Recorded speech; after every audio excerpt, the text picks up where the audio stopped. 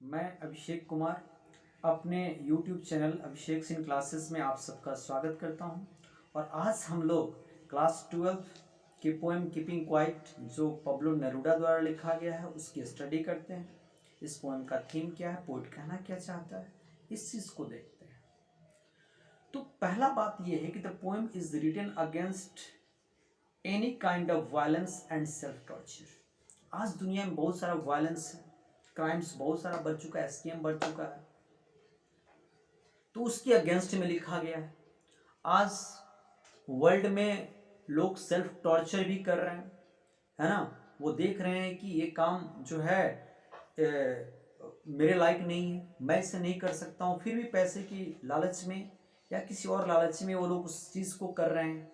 या फिर हमारी काम करने की क्षमता 8 घंटा है, हम 16 घंटा काम कर रहे हैं, तो ये सेल्फ टॉर्चर ही है ना, और क्या है ये, है ना। तो इसके अगेंस्ट में इस पोएम को लिखा गया है। The poem is written against any kind of violence and self torture. पहला बात तो ये याद रखना है। दूसरी बात ये रखनी है कि रस एंड हरी। आज के डेट में क्या है कि हम इतनी अभ्यस्त हो गए हैं रस में रहने का, भीड़ भाड़ में रहने का, इतनी हमारे जिंदगी में भाग दौड़ हो गई है, हम इतनी हरी में रहते हैं, तेजी में रहते हैं कि आज किसी को अच्छे से बैठना है और बैठ के खाने की भी आदत छूट गई है जो पहले आराम से हुआ करता था। हम आज नॉइजी एटमॉस्फेयर में रहने के लिए व्यस्त हो चुके हैं। तो पोएट यही कहता है, पहला लाइन मैंने आपको बोल दिया कि the poem is written against any kind of violence and self torture. Rush and hurry have already caused a lot of chaos and troubles to human being. We have got habituated to live in this noisy atmosphere where a peaceful atmosphere seems like alien. ऐसा लगता है कि कोई एक शांतिपूर्वक माहौल आज को आपको मिल गया तो लगता है कोई दुख की बात है क्या। हम लोग उसे सुकून से नहीं मानते हैं कि नहीं भाई बड़ी शांति यहाँ पे, कोई घटना घटी है क्या। अरे शांति को हम लोग लगते हैं कि इस चीज से एसोसिएट करने की भाई कोई दुखद घटना यहाँ घटी है, बड़ी शांति है। शांति को हम लोग, पीसफुल इन्वायरमेंट को हम लोग एक्सेप्ट कर नहीं कर पा रहे हैं आज इतनी नॉइजी एटमॉस्फेयर में हम लोग रह रहे हैं। उसके बाद है कि एक और लाइन में बोलना चाहता हूं कि man has actually mechanise himself. Machine बना रखा उसने, 12 घंटा 18 घंटा 20 घंटे 22 घंटे वो काम किए जा रहा है। आउटपुट तो हो ही रहे हैं, लेकिन आउटपुट्स का जो बोथ साइड होता है कॉइन्स का, वो कैसा है ये देखने की या जज करने की स्थिति में भी नहीं। बस हाँ, इन्वेंट करते जाओ, डिस्कवर करते जाओ।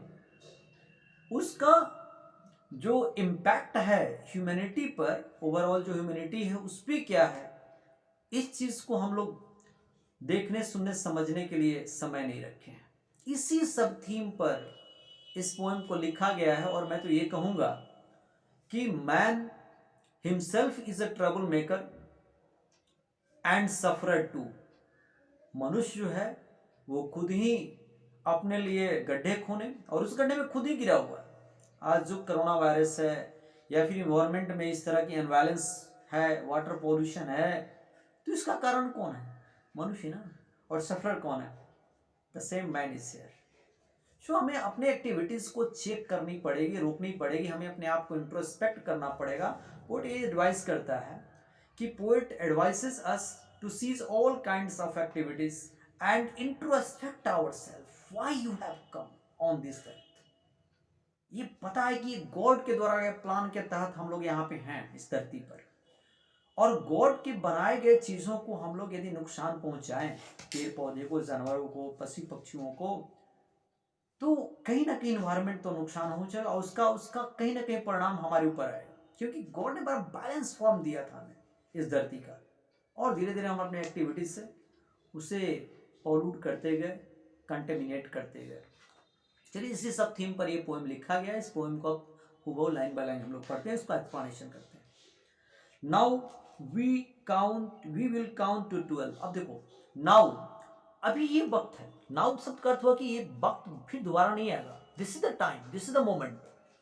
वी शब्द क्या बताता है? वी बताता है कि poet is not going to do this experiment which he has told in the earlier part of the poem, he is going to do some experiment. The poet does not want to involve only himself in this experiment. He invites all. He invites all human beings. He calls all human beings to be the part of this experiment and see the changes that will occur there. So, poet has used the word we. और फिर क्या कहता है, we will count to 12, and 12 is very remarkable here. 12 represents 12 seconds or 12 minutes, not hours. I don't think this represents 12 hours, because poet just want us to be still during 12 minutes or 12 seconds. कोई 12 घंटा तो शांत नहीं रह सकता इस धरती पर।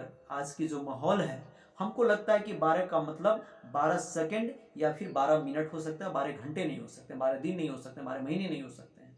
उतने दिन तक पेशेंस रखने का और इनएक्टिव रहने का किसी की चाहत नहीं है, मेरी भी नहीं है। And we will all keep quiet. यही एक्सपेरिमेंट करना चाहता है कि मैं 12 तक गिनता हूँ, यानी 12 सेकंड गिनता हूँ या 12 मिनट गिनता हूँ, and during this period of time we all keep quiet, we all keep still. हम लोग बिल्कुल शांत रहेंगे, और शांत रहेंगे तो क्या करेंगे भाई, व्हाट वी कैन अचीव, है ना। Does the achievement is very great, this will be a matter of observation. ये होता क्या है, चलो आगे फिर पढ़ते हैं।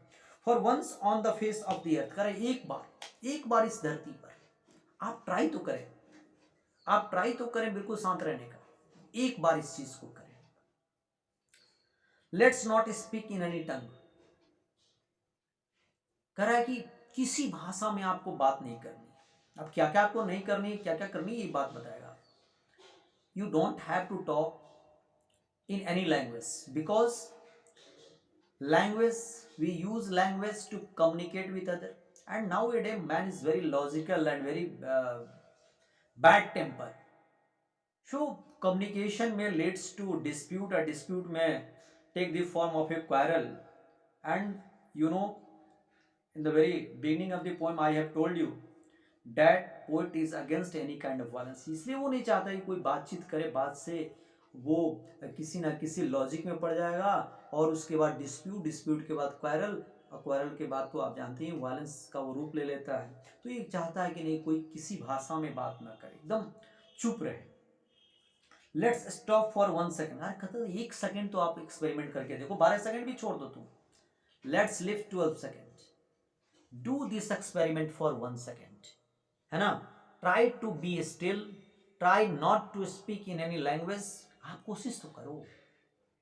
And not move our arm so much, not move our arm so much, what this means, we do all our activities with our hands and legs, है ना। तो ये कहना चाहता है कि आपको इन सारी चीजों को बंद कर देनी है, अभी ऐसा कुछ नहीं करना। You have to do not any activity, आपको कोई एक्टिविटी नहीं करनी है, आपको अपने हाथ पांव नहीं मारने हैं, ठीक है। It would be an exotic moment. अब आगे क्या करता है, नेक्स्ट स्टैंजा में क्या वो कह रहा है, तो this would be an exotic moment. Exotic means strange, है ना, एलियन। आपको लगा कि you have transported yourself on some alien planet, because on this earth we have got habituated to live in noisy atmosphere where there is a rattling of engine, sound of loud speaker, है ना, मंत्रोच्चारण, शादी विवाह, सबकी आवाज कानों में गूंजती रहती है, तभी मानते हैं कि नहीं सब कुछ दुनिया में ठीक ठाक है। शांतिपूर्वक माहौल को तो हम मान लेते हैं कि बड़ा दुखद एटमॉस्फेयर में हम लोग आ गए, है ना। तो ये चीज वो कह रहा है कि आपको ऐसा लगा कि you have transported yourself in some alien planet, है ना। एक्सोटिक मोमेंट होगा, स्ट्रेंज मोमेंट होगा, जब आप बोलेंगे नहीं, कोई इंजन की आवाज नहीं आएगी, कहीं से लाउड स्पीकर की आवाज नहीं आएगी, है ना, कहीं से घंटी बजने की आवाज नहीं आएगी, हॉर्न बजने की आवाज नहीं आएगी। तो ऐसे मोमेंट में क्या होगा, है ना, बिल्कुल स्ट्रेंज लगेगा हम लोगों को, क्योंकि हम लोगों ने तो शोरगुल में रहने के लिए अभ्यस्त और हम लोग हो गए हैं बिल्कुल। विदाउट रस, किसी भी तरह की भीड़ भाड़ नहीं होगी, लोग चलेंगे ही नहीं, कोई काम ही नहीं करेंगे। तो विदाउट एंजिन, कोई एंजिन नहीं होगी, इंजन्स नहीं होने का मतलब कि कोई रैटलिंग ऑफ द इंजन नहीं होगी, कोई साउंड नहीं होगी। we would all be together in a sudden strangeness। तो हम लोगों को क्या लगेगा?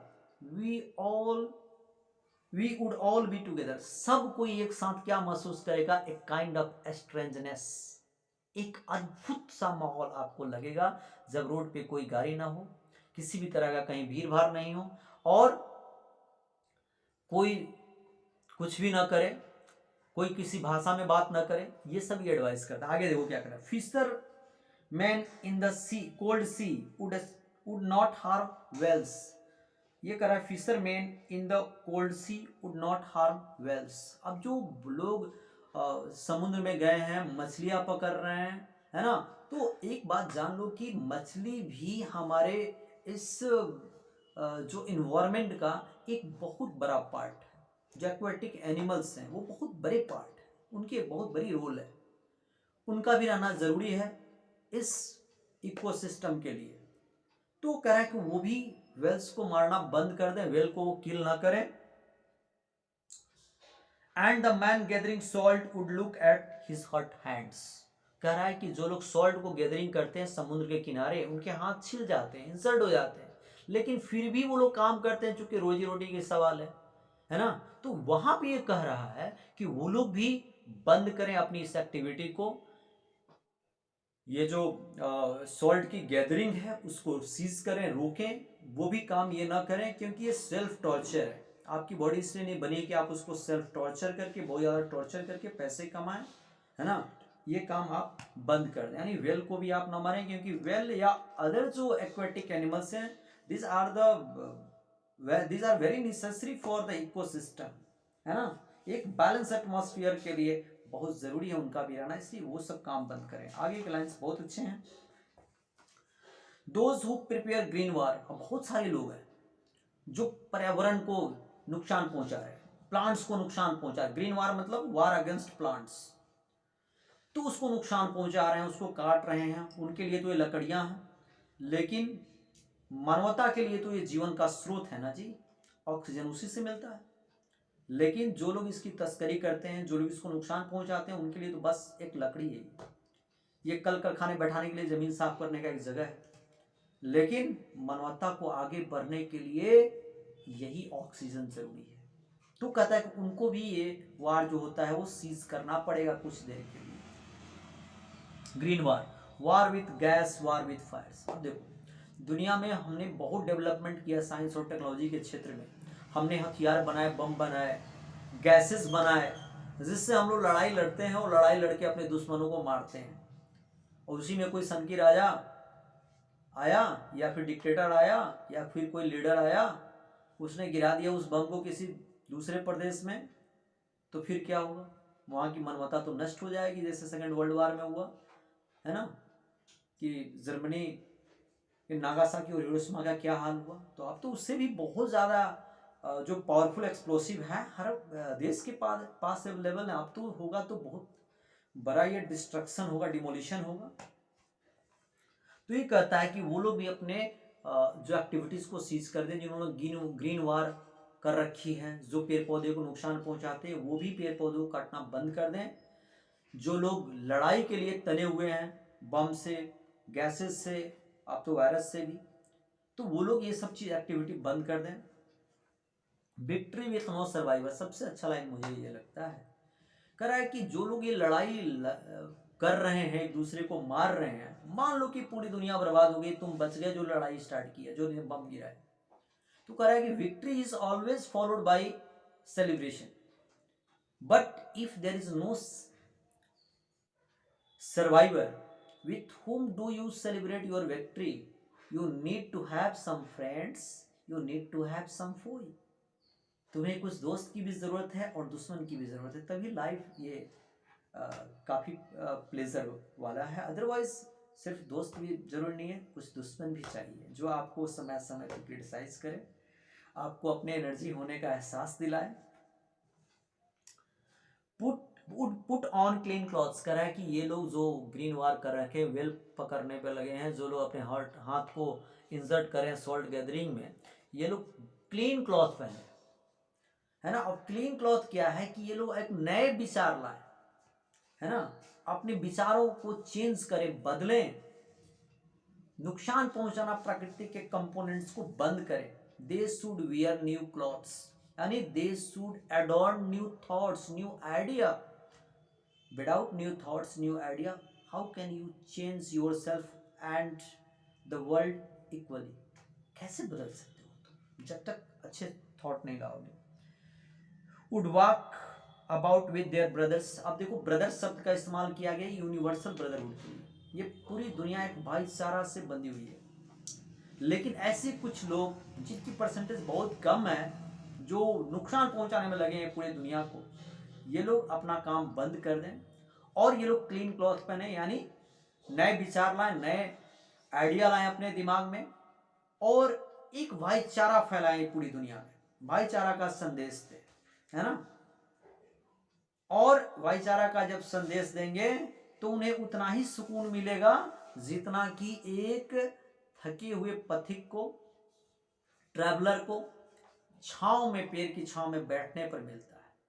तो if you spread the message of universal brotherhood with your new ideas, with your new thoughts, then what will happen? The world seems to be a very pleasurable place. It will provide you as much happiness as you get after getting tired and sitting under the shade of the tree. ये कहना चाहता है।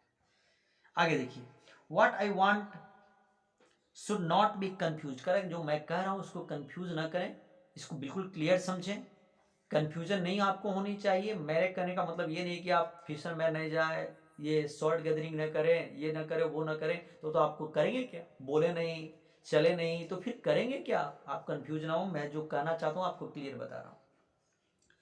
With total inactivity, जो मैं कह रहा हूँ उसका मतलब टोटल इनएक्टिविटी नहीं हुआ। Total inactivity means that you are doing nothing, and when you will do nothing, then what will happen? You will know better than a corpse। आप डेड बॉडी से बेहतर नहीं। तो कह रहा है कि मेरे कहने का मतलब टोटल इनएक्टिविटी नहीं है। मैं ये नहीं कहता हूं कि इंसान निष्क्रिय हो जाए, निष्क्रियता का मतलब मौत होता है। Life is what it is about. Life तो हमेशा इट इज अबाउट है, इट इज मूविंग, है ना, it is dynamic, it is never passive, it is always active. I want no truck with death. Truck शब्द का अर्थ होता है relation, ठीक है। तो कह रहा है कि मेरा जो मैंने अभी तक प्रीवियसली जो भी कहा है has no any relation with death, has no any relation with total inactivity, has no relation with passivity. इसका कोई रिलेशन नहीं है मेरा।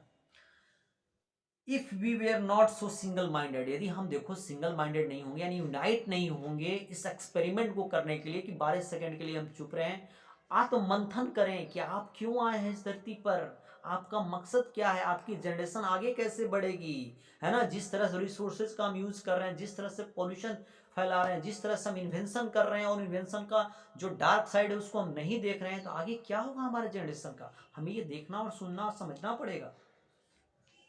तो कह रहा है कि सिंगल माइंडेड नहीं होंगे। About keeping our lives moving, life को तो आगे बढ़ानी है, आपको मूव करनी है, लेकिन उसके लिए आपको सिंगल माइंडेड होना पड़ेगा, आपको एक्सपेरिमेंट करना पड़ेगा। और अब जो है आपकी जांच शुगर ब्लड प्रेशर की नहीं होनी चाहिए। अब आपकी जांच आपकी बॉडी में क्या चीज़ की होनी चाहिए कि आपके अंदर ऑनेस्टी कितनी लेवल पे है, आपकी काइंडनेस कितना है, आप में हेल्पफुलनेस कितना है, आप में क्रुएल्टी कितनी है। ये पैरामीटर की अब इंसान की जांच, और इसकी जहां नीड है वहां डेवलपमेंट करने की जरूरत है, उसको ग्रो करने की जरूरत है। योगा और ये नहीं, ये कह रहा है कि नहीं, ये पैथोलॉजिकल जो है आपकी जो ब्लड प्रेशर शुगर ये सब जांच कराते हो, ये मत करो। अब जरूरत क्या है, हमें अपनी बिहेवियरल चेंज की, और वो कैसे आएगी, आप अपनी पैथोलॉजिकल जांच किस लेवल पे कराएं। तो नहीं, हमें ऑनेस्टी देखनी है अपने लिए में कितनी है, हमें बेनिवोलेंट नेचर कितना है, जनरसिटी कितनी है, इन सभी चीज़ों, क्रुएल्टी कितनी है, इन सभी चीज़ों का लेवल तो बराबर है कि नहीं है।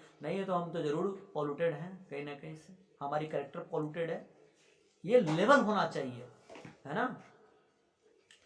देखो आगे क्या कर रहे हैं, and about keeping and for once could do nothing. एक बार तो आप ऐसा करोगे कि आपको कुछ नहीं करना है, ये इंट्रोस्पेक्ट करना है, आपको आत्ममंथन करना है कि हम किधर जा रहे हैं, है ना। उसका परिणाम क्या हो रहा है, देखो हमारे आंखों के सामने सब परिणाम हो रहे हैं, है ना। चारों तरफ से जो है वो कोरोना वायरस छाए हुए हैं पूरे वर्ल्ड पे। परिणाम इसका ये है, हम लोग डेवलपमेंट है ना, कि क्या है ये समझ में नहीं आता है, किसे हम डेवलपमेंट कर रहे हैं। Perhaps a huge silence might interrupt this sadness. एक बहुत बड़ी साइलेंस होगी पूरे वर्ल्ड में 12 सेकंड तक या 12 मिनट तक, वही हमको टीच कर सकती है, वही हमें बता सकती है, वही हमें समझा सकती है ना, वही इंटरप्ट कर सकती है this sadness. What is this sadness? आज ये देखो, किसी इंसान के पास जाओ जो रिस्पॉन्सिबल है, ये रोजगार नहीं, कोरोना ने रोजगार छीन लिया, पापा बीमार हैं, पैसे नहीं, कैसे इलाज करवाएं, है ना, बच्चे पढ़ नहीं पा रहे हैं, सभी जगह सैडनेस छाया हुआ है, लोग इनसिक्योर हैं, लोगों को डर लग रहा है कि कब रोग उन्हें पकड़ लेगा, उनकी डेथ हो जाएगी, डेथ हमें थ्रेट कर रहा है एवरी मोमेंट। तो यही कह रहा है कि ये जो सैडनेस है पूरे ऑल ओवर वर्ल्ड में छाई हुई है, आज कोई खुश नहीं क्योंकि सबकी रोजगार छीन चुकी है ना, चाहे बिजनेसमैन हो, चाहे वो डे वाइज वर्कर हो, या फिर कोई ऑफिस में काम करने वाले लोग हो, बहुतों की रोजगार छीन चुकी है। और उनसे पूछोगे कि भैया आप कितने खुश हैं, घर पे हैं, तो क्या नहीं भाई मेरी तो हालत पतली हो गई है, मेरे बच्चे नहीं पढ़ पा रहे हैं, ये चीज़ नहीं हो पा रहा, वैसे नहीं हो रहा, मैंने तो जो प्रीमियम जमा करनी थी इसका LIC का वो भी जमा नहीं हो रहा, ये नहीं हो रहा, वो तो अब कहने की बात है कि सैडनेस, अभी इस सैडनेस को खत्म करना है तो आपको इंट्रोस्पेक्ट करना पड़ेगा, पूरे इंसान को इंट्रोस्पेक्ट करना पड़ेगा कि किधर गलत डायरेक्शन में जा रहा है, क्यों हम लोग इतने सफर कर रहे हैं, क्या कारण है, इसको हमें जज करना पड़ेगा और इस पे हमें काम करना पड़ेगा, इसे हम बहुत जल्दी हटा सकते हैं। And of threatening our self with death, कह रहा है कि उस सैडनेस जो पूरी दुनिया में हमारे हार्ट को कवरिंग कर रखी है, हमें उदासी छाया हुआ, लोगों के पास रोजगार नहीं, रोजगार के अवसर भी नहीं दिख रहे हैं, है ना, इनकम लोगों की कम हो गई, तो क्या हुआ, खुश होगा क्या, नाचेगा गाएगा बंगला करेगा, नहीं नहीं, है ना, वो तो उदास होकर बेचारा बैठा रहे। तो इस उदासी को खत्म करनी है, और ये कर of threatening our self with death, और हर मोमेंट डेथ का खतरा बना हुआ है कि कोरोना पकड़ लेगा, बाहर नहीं जाना है ना, अरे बार बिजली चमक रही नहीं जाना है, ये डेथ का जो थ्रेट है इसको खत्म करना है, खुशहाल जीवन जीना है, तो we must cease all our activities and start our journey in a new direction with new thoughts, with new ideas, है ना, under the concept of universal brotherhood, उसको हमें लेकर आगे बढ़नी है। Perhaps the earth can teach us as what everything seems dead and later proves to be alive। देखो correct, अर्थ का एनालॉजी उन्होंने लिया, पाब्लो नेरूडा साहब ने अर्थ की एनालॉजी ली कि वो कहना क्या चाहते हैं इसको सही से बताने के लिए। तो पृथ्वी के अंदर जब आप कोई सीड्स डाल देते हैं तो वो सीड्स एक दिन, 2 दिन, 3 दिन, 4 दिन तक वैसे ही पड़ा रहता है, और आप जब उसको खुद को देखेंगे भी तो आपको क्या लगेगा कि वो कुछ कर ही नहीं रहा, वो डेथ कर चुका है, वो कुछ नहीं कर रहा है। लेकिन कुछ दिनों के बाद उसकी सैपलिंग बाहर आ जाती है, तब आप अरे ये तो जम रहा है, ये तो काम कर रहा है। तो क्या वो जो सीड्स आपने जमीन के अंदर लगाई थी वो काम नहीं कर रहा था? नहीं, वो काम कर रहा था, it was working 24 hours round the clock, but it was doing its work very silently and peacefully. Similarly, man needs to do his work. Man can learn a lot from this example, that we should do our activities silently and peacefully without harming anyone, as the seeds has done inside this soil। है ना, जमीन के अंदर तुम कभी कोई बीज लगाते हो तो क्या होता है कि 2-4 दिन तक वो कुछ नहीं होता, आप खुद करो के देखते हो तो लगता है कोई सही पड़ा हुआ है तो कुछ नहीं कर रहा, लेकिन जब कुछ दिन के बाद वो बाहर निकल जाता है, आपको अरे ये तो काम किया, 24 आवर काम किया, हमें तो पता ही नहीं चला इसके काम का। तो ये चीज होना चाहिए, ऐसे इंसान को काम करना चाहिए, इंसान को काम तो करना ही है बट वेरी पीसफुली, यही ये कहना चाहता है। And now I shall count up to 12 करेंगे, फिर मैं वो 12 रिफ्रेन है, ये पिछले आगे वाला लाइन है कि मैं 12 तक काउंट करूंगा, and you keep quiet and I will go, और आप शांत रहेंगे, मैं जो है वो अब जा रहा हूं। तो ये एक्सपेरिमेंट करने के लिए कह रहा है, निश्चित रूप से इंसान को इंसान के अंदर बिहेवियरल चेंज आनी बहुत ज़रूरी है, उसके सोच में बदलाव आना बहुत ज़रूरी है। विकास अब मॉरलिटी की होनी चाहिए, विकास अब साइंस और टेक्नोलॉजी की ज़रूरत नहीं है। इंसान यदि मॉरली स्ट्रांग हो जाए तो ये the earth is a very peaceful place to live in. I think it has a lot of resources, no matter how much population we have, इसके पास एनफ रिसोर्सेज है, लेकिन हम उसका सही से उपयोग करें तो हम जो है वो नुकसान दूसरे को न पहुंचाए तब तो, लेकिन ऐसा होता कहाँ है। ठीक है, तो इसी के साथ ख़त्म करते हैं आज का लेक्चर। उम्मीद है कि ये आप अब सीक्वेंस में और बहुत जल्द जल्द हमारी वीडियो पाएंगे। क्लास 12 के पोएम के लिए मैं सबसे पहले काम करूँगा। ठीक है, okay, thank you very much for watching.